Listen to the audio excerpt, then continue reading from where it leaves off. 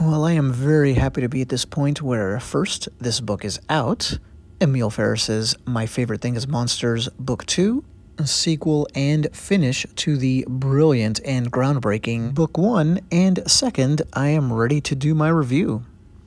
And this has been a long time coming. Those of us, like myself, who were blown away by Book 1, have been waiting years for this follow-up. This video here that I did, reviewing the first installment, was 6 years ago. Back then I called that first book a kind of darker, much darker, and grown-up companion piece to Where the Wild Things Are. Like in that children's classic, we have a child protagonist who pictures themselves as a monster, but the adventure, which is part self-discovery, this time takes you not through an imaginary landscape, but through the gritty Chicago of the late 1960s. In a very working-class neighborhood filled with a menagerie of unglamorous characters, prostitutes, crooked cops, street preachers, low-level gangsters, and just people trying to live their lives. One of those people is Karen Reyes, a young girl who is obsessed with classic movie monsters. She's also an artist, and she always draws herself as a werewolf.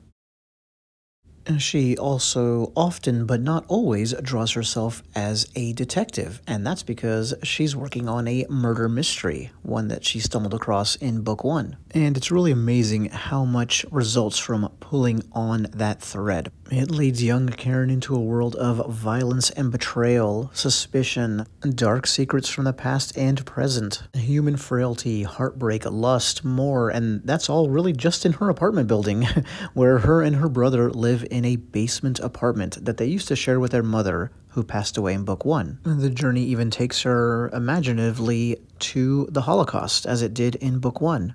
And when we are taken there through her mind's eye and through her drawings, which we're looking at, because the concept of the book is that we are reading her notebook, which is diary slash drawing pad, and that trip that she takes us to a place that she had never seen or experienced is bone-chilling, and I think that's a real accomplishment because this is well-trod ground in terms of storytelling, right? Visual storytelling. And to be able to keep the horror fresh and come at it in a new way is really something. And speaking of that, Art Spiegelman, so if you're a comics fan, you certainly know who that is, did one of the greatest comics of all time about the same subject. The Pulitzer Prize-winning Mouse said, quote, "Emil Ferris is one of the most important comics artists of our time," end quote.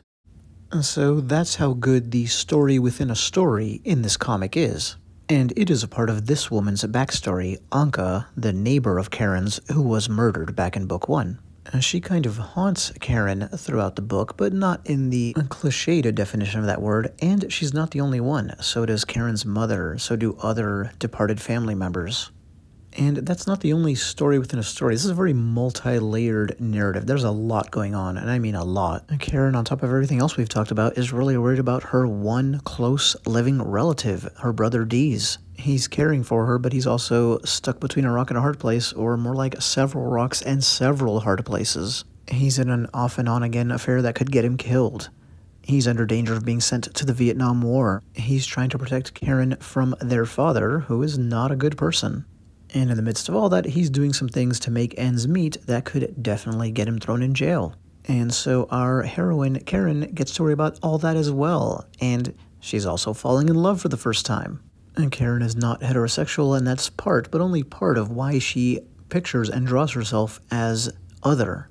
It's just one more way that she's not like most of the people around her. And just as the Holocaust vignettes don't come across as cliched and tired, neither does the coming-of-age love story. Nothing in this book feels recycled. It's really the opposite. Everything feels so fresh and original. Let's quote The New Yorker here. "My Favorite Thing is Monsters" is not only Ferris's first graphic novel, but also her first published work. Yet her mastery of comics, her pyrotechnic drawings, and her nested narratives, that's what we were talking about a second ago, are already placing her among the greatest practitioners of the form. End quote. So yeah, first published work, and now I've read all of it because parts 1 and 2 are out. And I can say I agree with that quotation. And going back to the start of the video, it's such a, well, relief almost. Like when you have something come out of the blue, so to speak, again, her first published work, that really blows you over. I mean, just, you weren't expecting it to, you pick this thing up, this new thing, and you have no idea that it's going to be like a milestone in your life and something that really moves you in a profound way, and that inspires you as a creator. And then a long wait for a part 2. And can it retain that level of quality that knocked you out the first time? Will the originality, which was such a part of why you fell in love with it the first time, kind of seem lesser, or maybe even just like a little bit of a retread the second time? I think that's a curse that Ferris manages to avoid, and it's not easy. You can probably think just off the top of your head of filmmakers, musicians, etc., who had that problem with their follow-up to a tremendous debut. The art in this book is fantastic. We haven't actually talked about that yet in the video, and this book is obsessed with art itself. Karen recreates masterpieces like this one here in the book, but there's much more than that. She also, I don't want to give away too much, but interacts with them in some really interesting ways. Of course, if you read book 1, you already know what I'm talking about. Another cool thing along these lines is that Karen, aka Emil Ferris, is inspired by high art and its opposite, what some might call low art, popular art, pulp. She loves the old school horror movies from the golden age of Hollywood that show on her TV in her little apartment late at night. Her chapter covers always evoke vintage horror movie magazine type covers. And of course, I mean, this thing is called My Favorite Thing is Monsters. She sympathizes with the monsters, even seeing herself as one. But she understands that there's different kinds of monsters. And in this book, one of the things that we and that she learns is that the creature to be feared isn't the one running from the villagers. It's the villagers with the pitchforks and torches.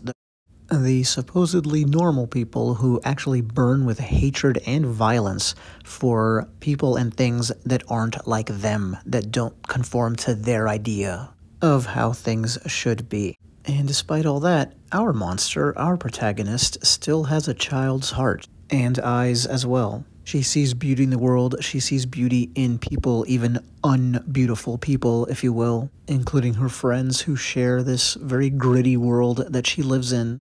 And that we too have to live in. A world where holocausts can happen, where a child's mother is taken from her at a young age, where there are not just good monsters. And that is my review of Book 2, a worthy follow-up to the fantastic original. Both are highly recommended. Thanks for watching.